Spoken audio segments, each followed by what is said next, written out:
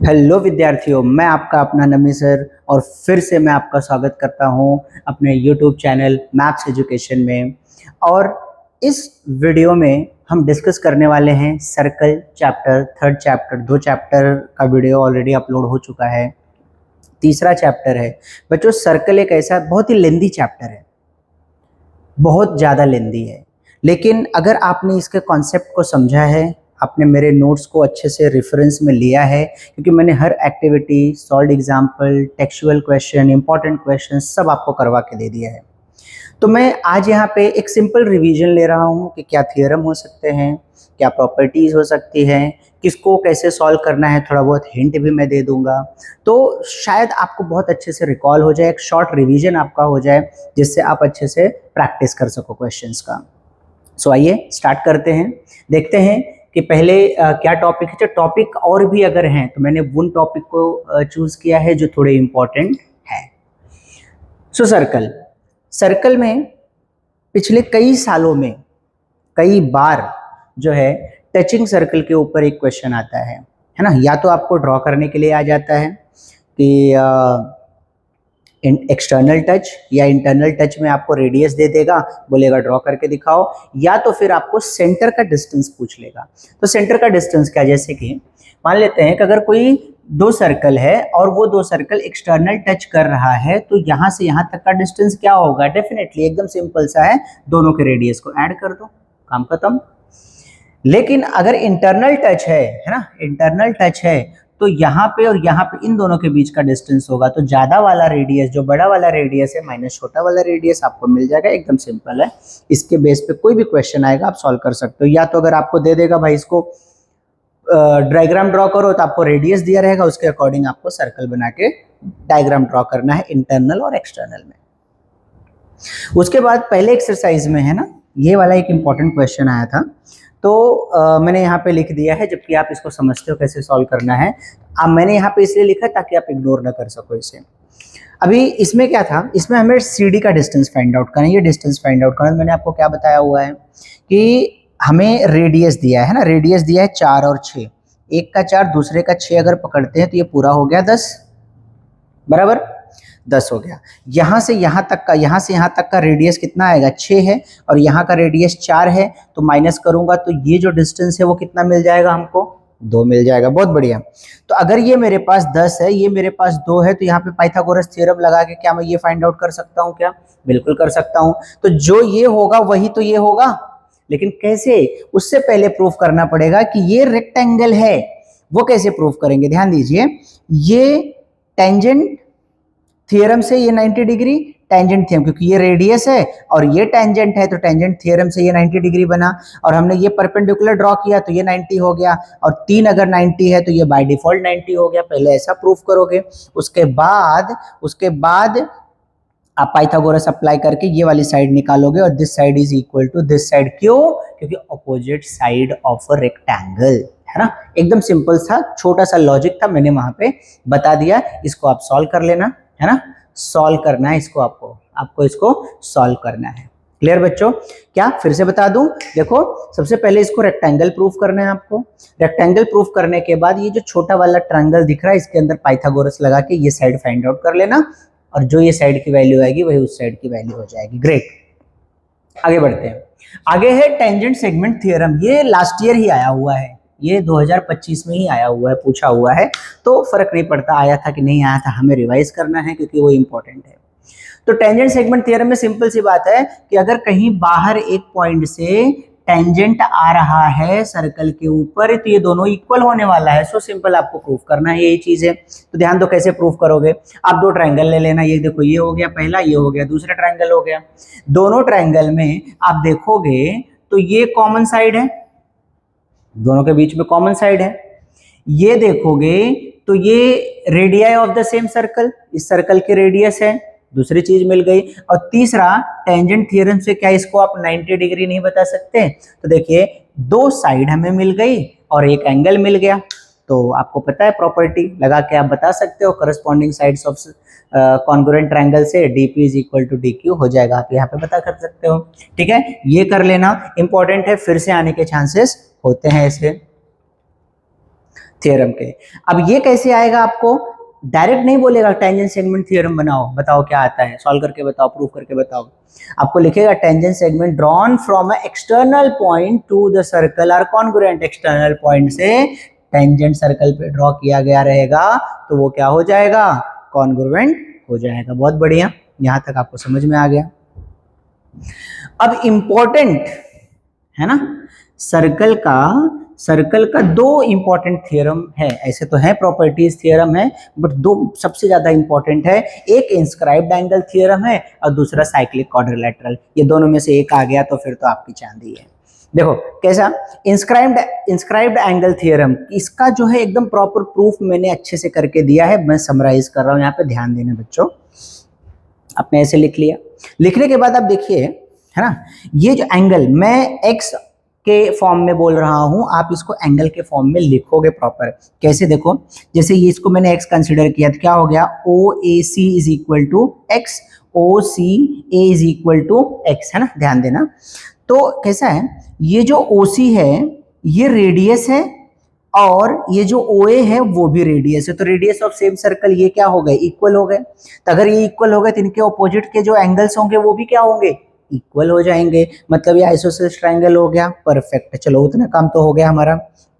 अब सुनो, अब ये जो ट्रायंगल है उसका ये सी ओ एक्स वाला जो एंगल है, क्या ये एक्सटीरियर एंगल है ना, और आपको पता है एक्सटीरियर एंगल इन दोनों को जोड़ के बनेगा, तो ये एक्स एक्स है तो ये क्या हो जाएगा, 2x हो गया, एकदम सिंपल। तो मैं अगर लिखना चाहूं बच्चों तो क्या मैं लिख सकता हूं, अगर ये x है ये 2x है तो ये क्या हो जाएगा, 2x। सेंट्रल एंगल जो है आर्क से इक्वल होता है, ये बात आपको पता है।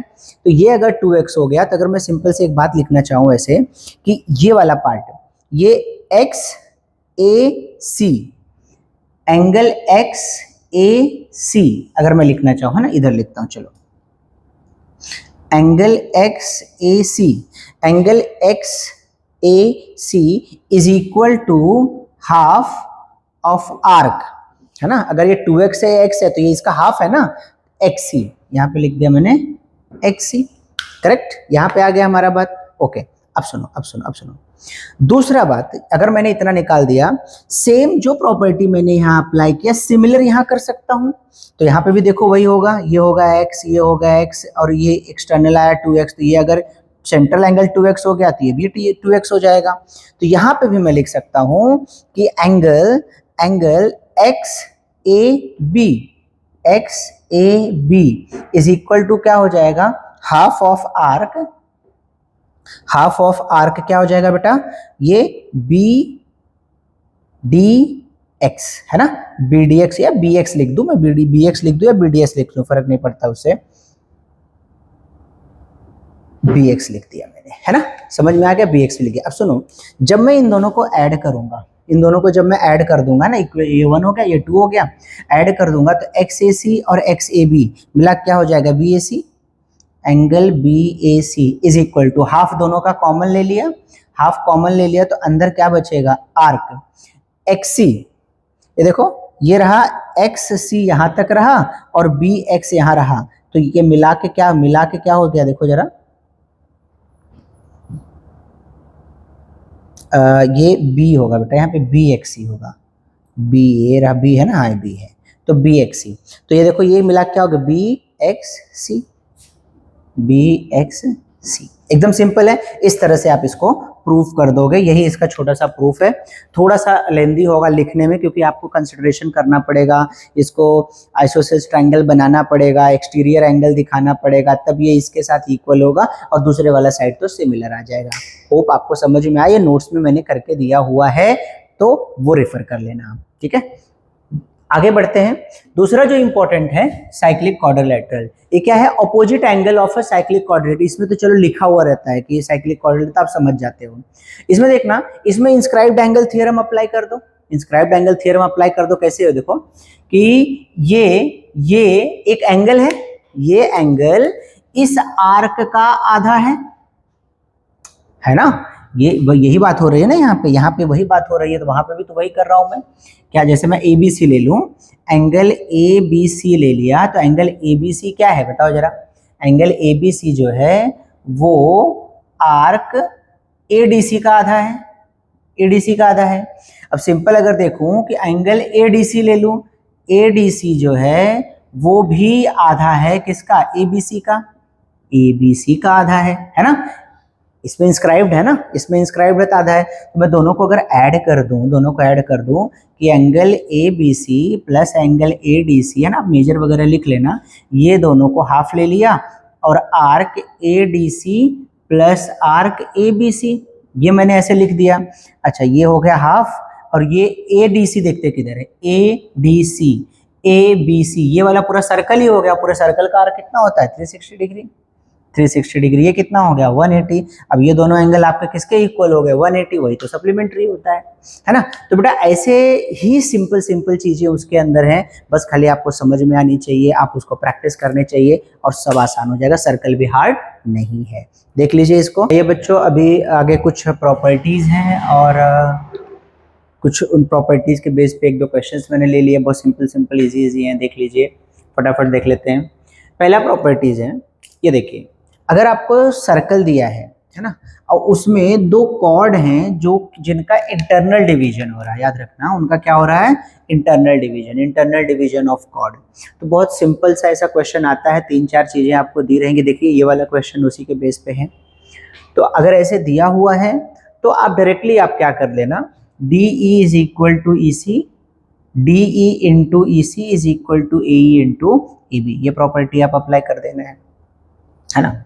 अगर ये एक्सटर्नल डिवीजन हो, है ना, मतलब बाहर से पॉइंट से एक्सटर्नल डिवाइड कर रहे हैं, देखो ये कॉर्ड है और ये यहाँ पे E के ऊपर एक्सटर्नल डिवीजन हो रहा है, बीच में हल्का सा देखो गैप दिख रहा होगा आपको, ठीक है ना, ये हल्का सा जो गैप दिख रहा है, तो एक्सटर्नल डिवीजन रहेगा तो क्या करेंगे, देखो A इस पॉइंट का नाम है, E इसका है, तो AE बहुत छोटा बना दिया मैंने, AE into EB is equal to EC, देखो C इस पॉइंट का नाम है, EC इंटू ED, ये आपका हो जाएगा एक्सटर्नल डिवीजन, इंटरनल डिवीजन और एक्सटर्नल डिवीजन का प्रॉपर्टी है ये।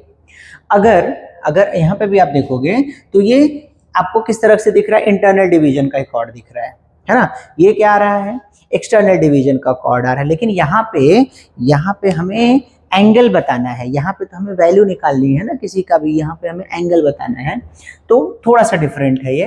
क्या, देखो जरा कि ये दो कॉर्ड जो है T पे एक दूसरे को इंटरसेक्ट कर रहे हैं, तो मान लेते हैं कि मुझसे बोला कि ये PTS एंगल बताओ, ये वाला एंगल बताओ, पूछ लिया, ये वाला एंगल बताओ, पूछ लिया, तो उसका फॉर्मूला हो जाएगा हाफ ऑफ मेजर आर्क, इसके सामने जो है PS plus major arc RQ। समझ में आया क्या, ये दोनों ये एंगल पूछा तो ये दोनों का आर्क ले लेना, और अगर मुझसे मान लीजिए ये कोई एंगल पूछ लिया तो ये दोनों आर्क हो जाएंगे, एकदम सिंपल सी बात है। तो उसके लिए STQ ये चाहिए, तो ये वाला arc half of this arc plus this arc, clear है बात। और अगर यही एक्सटर्नल डिवीजन हो, यहाँ पे बाहर के पॉइंट से अगर कोई कॉर्ड आ रहा है और हमसे पूछा भाई C का एंगल बताओ, क्या हो जाएगा, है ना, पूछा है ना ACE का एंगल, तो क्या कर लेना है आपको, आपके पास यहाँ पे दो आर्क है, एक बड़ा आर्क है ये वाला AE बड़ा आर्क है और BD छोटा सा आर्क है, तो हाफ ऑफ बड़ा आर्क माइनस छोटा आर्क कर दो, आपको मिल जाएगा। ये प्रॉपर्टी पे क्वेश्चन आते हैं बेटा, ये एक दो नंबर के क्वेश्चन इसके ऊपर पूछे जाते हैं। एक देखो बहुत सिंपल सा प्यारा क्वेश्चन है, साइक्लिक क्वाड्रिलेटरल वाला। तो ये बोल रहा है कि ये दो एंगल है मेरे पास, तो R और N फाइंड आउट करो, है ना, बड़े आसानी से आप कर सकते हो, सिंपल सा बात है कि इन दोनों को ऐड करोगे कि 5x minus 13 degree plus 4x plus 4 degree is equal to कितना होता है, 180 डिग्री होता है। ये 5x 4x क्या हो गया, 9x हो गया, और ये माइनस 13 और 4 अगर माइनस करेंगे तो क्या हो जाएगा, 9 हो जाएगा, क्या 9 4 13 9 हो जाएगा, माइनस 9 हो जाएगा, is equal to 180। So 9x is equal to 180 plus 9 हो जाएगा, तो 9x इज इक्वल टू 180 9/9 हो जाएगा। समझ में आया क्या, सॉरी अपॉन 9 हो जाएगा। तो x की वैल्यू क्या हो गई बेटा, देखो 9 2 ज़ा 18, 1 जा 81 हो 21 हो गया। अब यहाँ पे 21 रख दो, x की जगह पे 21 रख दो, यहाँ पे x की जगह पे 21 रख दो, आपको मिल जाएगा, है ना। एक देख लेते हैं, चलो। Angle R is equal to 5 into 21 minus 13, है ना। 5 1 जा 5, 5 2 जा 10, 105 माइनस 13, माइनस कर दो, 5 में से 3 गया 2, यहाँ क्या बचा 0, तो हो गया 9, 10, 10 में से गया 9, 92। समझ में आ गया क्या? समझ रहा? तो ये हो गया, हमें एंगल मिल गया एक 92 और दूसरे वाले में रख के आप निकाल लेना। क्लियर? अब ऐसे ही देखो ये वाला इंटरनल डिवीजन है ना, इंटरनल डिवीजन जैसा ये दिख रहा है, नहीं दिख रहा है? बराबर। तो अब इसको क्या करना है, इसमें डीएन निकालना है। देखो ये छोटू सा डीएन है, ये हमें फाइंड आउट करना है, ये डीएन हमें निकालना है। बाकी सारी चीजें दी है, तो इंटरनल डिवीजन वाले रूल के हिसाब से क्या होना चाहिए कि देखो ऐसे लिख दो इसको कि M D into D N is equal to, बताओ जरा क्या होगा, R D into S D या डी एस। तो देखो क्या क्या दिया है, एम डी निकालना क्या है, डी एन निकालना है। So D N is equal to क्या हो जाएगा, R D into S D upon M D.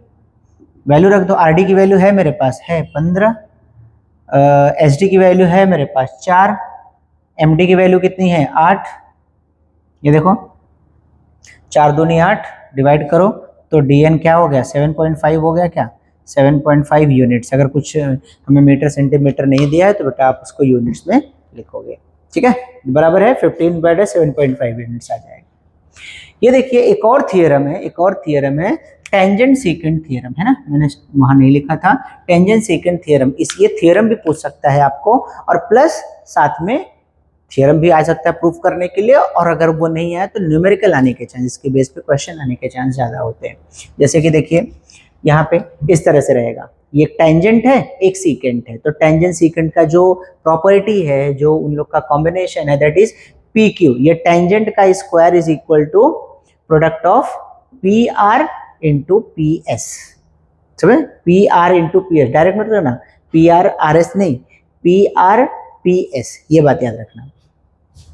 तो सेम यही चीज अप्लाई करेंगे हम लोग यहाँ पे, क्या हो जाएगा देखो जरा कि पी क्यू का square is equal to P R into P S. हमें निकालना भी पी एस ही है, तो चलो पी क्यू की वैल्यू है मेरे पास 12 का square is equal to P R है 8 into P S. So P S क्या हो गया, 12 का स्क्वायर 144, ये इधर आएगा, डिवाइड हो गया 8, तो पी एस की वैल्यू हो गई 18 यूनिट्स, है ना।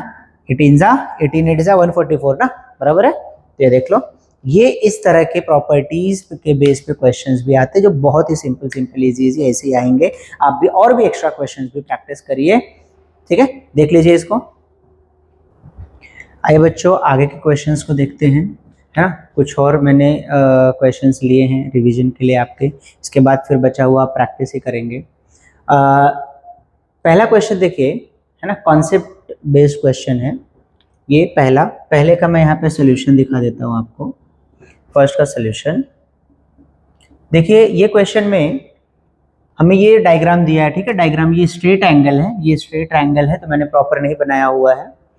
ये point A B C D है ना, कौन साइक्लिक है, सिंपल सा दिया है कि एंगल पी जो है वो 40 डिग्री है ये वाला, और एडीसी 85 है, एडीसी 85 है। हमसे पूछा है B A D angle, B A D मतलब बी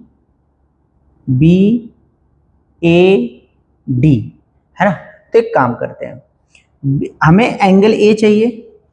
अगर मुझे बी ए डी पूछ रहा है तो हमें क्या कौन सा एंगल चाहिए, ए चाहिए।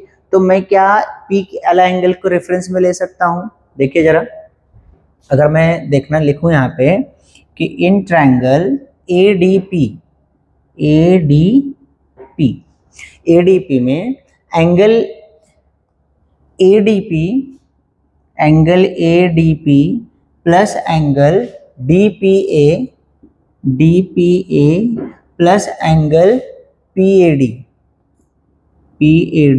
क्या ये सारे एंगल मिला के 180 डिग्री हो जाएंगे क्या? लिख देना कि sum of measure of angles of triangle, ठीक है, ये हमने लिख दिया। ADP की वैल्यू कितनी है, 85 डिग्री है, 85 डिग्री प्लस DPA की वैल्यू कितनी है, 40 डिग्री है, प्लस PAD की वैल्यू कितनी है, PAD की वैल्यू कितनी है पता नहीं, is equal to 180 degree.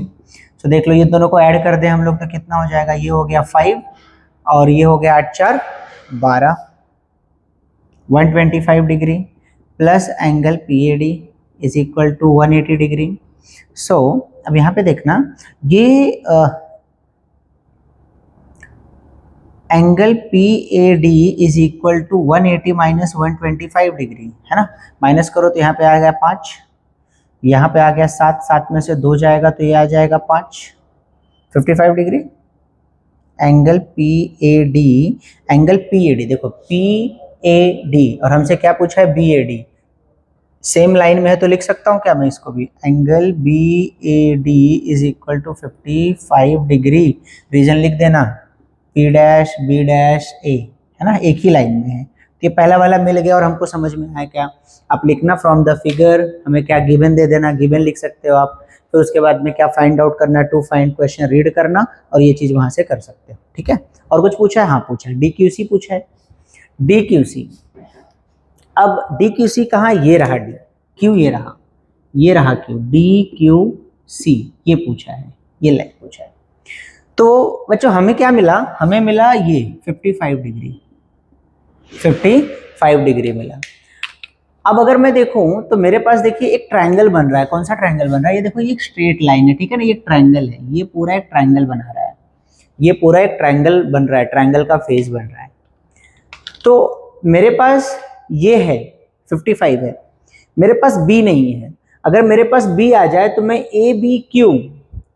ABQ में वापस ये वाली प्रॉपर्टी अप्लाई करके काम कर सकता हूं, लेकिन मेरे पास B नहीं है। तो B लाने के लिए मैं क्या कर सकता हूं, जरा ध्यान दो, ये B देखो ABCD, क्या एक सर्कल के अंदर ये क्वाड्रिलेटरल नहीं दिख रहा है, दिख रहा है ना, तो मैं बोल सकता हूं कि ABCD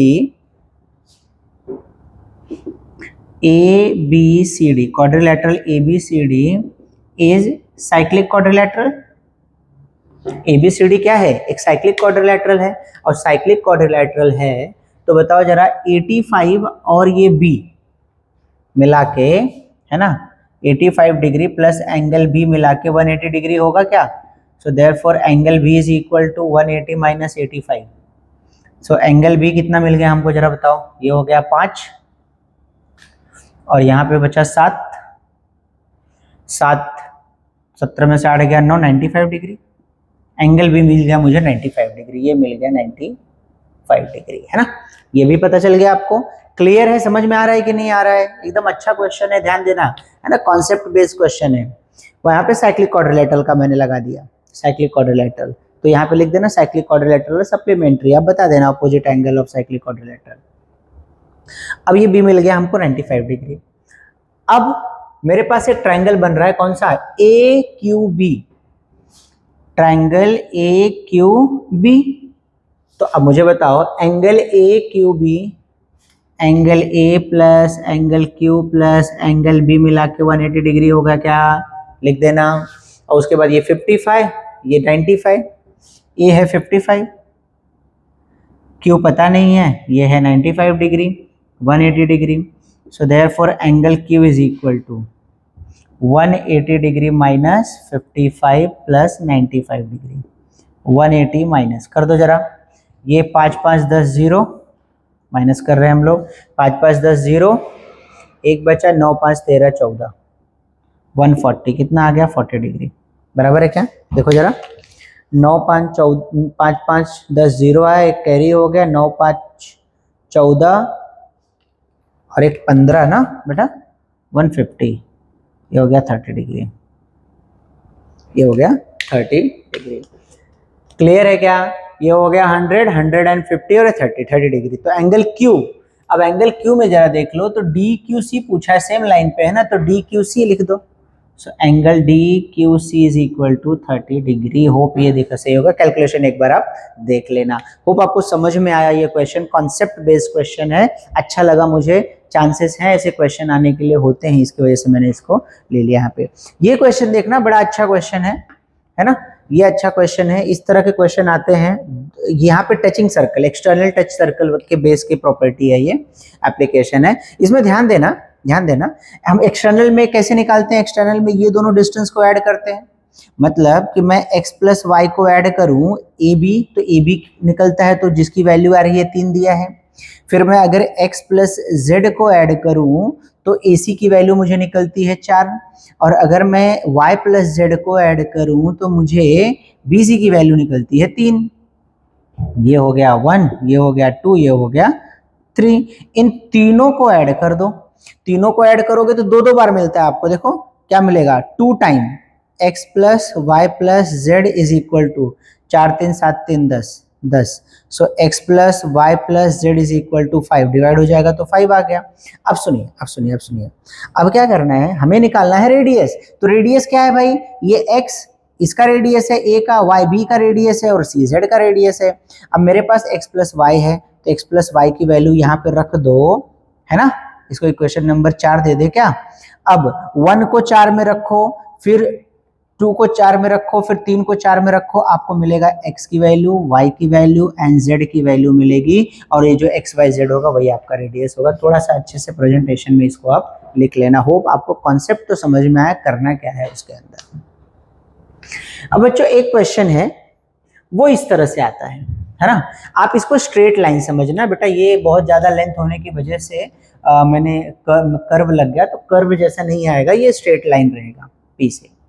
इसमें हमें पूछा है, हमें बोला है कि P A equal to P बताओ, P A is equal to P बताओ। तो बहुत ही सिंपल है ना, सॉल्यूशन आपके पास है ऑलरेडी, बट मैं यहाँ पे सिर्फ एक्सप्लेन कर रहा हूँ। तो अगर आप देखोगे तो जब पहला वाला सर्कल देखोगे ना, 3-4 सर्कल जोड़ देगा, 2 सर्कल जोड़ देगा, है ना। मैंने आपको हर टाइप के सर्कल्स का करवाया है। तो ये एक सर्कल, पहला वाला सर्कल, अगर मैं पहला वाला सर्कल देखूं तो जरा देखना यहाँ पे टेंजेंट और ये सीकेंट वाली प्रॉपर्टी नहीं आ रही यहाँ पे, है ना। टेंजेंट सीकेंट की प्रॉपर्टी, और वो क्या होती थी, वो होती थी कि पी ए का square is equal to P Q into P R, ये होती थी प्रॉपर्टी। ये हो गया इक्वेशन 1, दे देना, इसको लिख देना वहां पे, बता देना टेंजेंट सीकेंट वाली बात। फिर उसके बाद मैं दूसरे सर्कल पे आता हूं, है ना, ये B, centre of circle B, यहां लिख देना for centre of circle B. अब ले रहे हैं for centre of circle C. अब सी को देखोगे जरा, सीकेंट लग रहा है, दोनों भी सीकेंट लग रहा है एक पॉइंट से, तो ये क्या होता है, ये होता है P Q into P R is equal to P S into P T, P S into P T, है ना। ये सीकेंट देखो, पहले सर्कल से टेंजेंट सीकेंट लगा, दूसरे सर्कल में सिर्फ सीकेंट आया हुआ है। तो अब जरा देखना, इसको मैं इक्वेशन नंबर 2 बोल दूं क्या। अच्छा 1 और 2 को जरा देखो, फ्रॉम 1 एंड 2, ये पी क्यू और पी आर की जगह पे मैं पी ए लिख सकता हूँ क्या, P A square is equal to P S into P T. ये इक्वेशन नंबर 3 चला गया, है ना। सिर्फ इक्वेशन देना है आपको, देख लो। अब अगेन जब मैं लास्ट डी आता हूं, for circle centre of circle D, for centre of circle D, centre of circle D के लिए फिर से देखना, ये टेंजेंट सीकेंट बन गया। तो अब क्या हो जाएगा, पी का स्क्वायर, पी का square is equal to P S into P D, P S into P D, P T, sorry not P D, P T, P T, ठीक है। वापस लग गया टेंजेंट सीकेंट वाला। तो अब सुनो सुनो सुनो, ये हो गया हमारा चौथा। अब जरा तीसरे चौथे को ऑब्जर्व करो, फ्रॉम थर्ड एंड फोर्थ। तो क्या मैं पी एस पी टी की जगह ये लिख सकता हूँ क्या, पी स्क्वायर, तो यहाँ पे आ जाएगा पी ए का square is equal to P का square. Now taking square root on both sides, तो क्या हो जाएगा, P A is equal to P. समझ में आया क्या बच्चों, समझ में आया क्या। तो ऐसे 2 सर्कल 4 सर्कल देख के आपको डरना नहीं है, याद रखना टेंजेंट सीकेंट और सीकेंट वाली प्रॉपर्टी यहाँ पे लगने वाली है। उन्हीं में से अगर मान लीजिए ये क्वेश्चन नहीं आया, 2 का आ गया, 4 का आ गया, तो डरना नहीं है, एकदम सिंपल से इस टाइप के भी क्वेश्चंस को आप क्रैक कर सकते हो।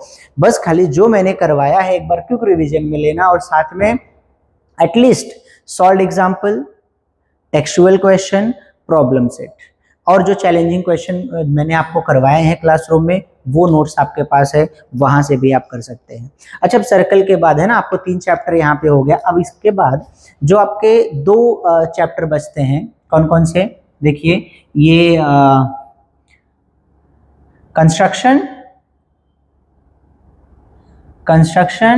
And coordinate